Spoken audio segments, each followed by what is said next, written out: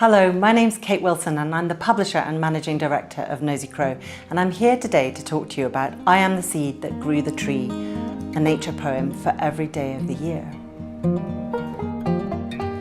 So the first inspiration was this book, the Book of 1,000 Poems, which was given to me, as you can see, on my 7th birthday by my mum and dad. Honestly, it wasn't a great birthday present. I wasn't that excited by it. It's kind of fat and squat, and there are no pictures in it to kind of invite you in. But the truth is that one rainy afternoon, sometime later, I did pull it down off the shelf and I started to look through it and I was kind of hooked, and poetry was something that became important to me, honestly, for the rest of my life.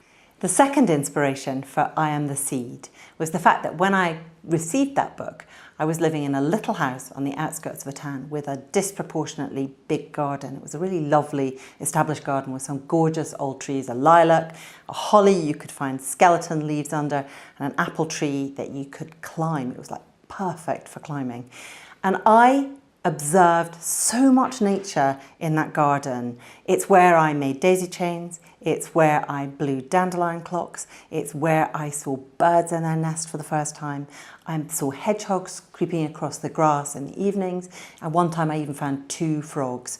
It was just the most fantastic place, and I watched the seasons change in that garden year after year after year. And so this is the most ambitious book I've ever published in my 30 years of publishing. We asked Fiona Waters to pull together the best poetry about nature that she could find, but poetry that really worked for kids. We asked Fran Preston Gannon, who's a really up-and-coming, wonderful young illustrator, to do these gorgeous illustrations that you can see throughout the book. The title of the book comes from a wonderful poem called Wind Song by Judith Nichols, and it goes, I am the seed that grew the tree, that gave the wood to make the page, to fill the book with poetry.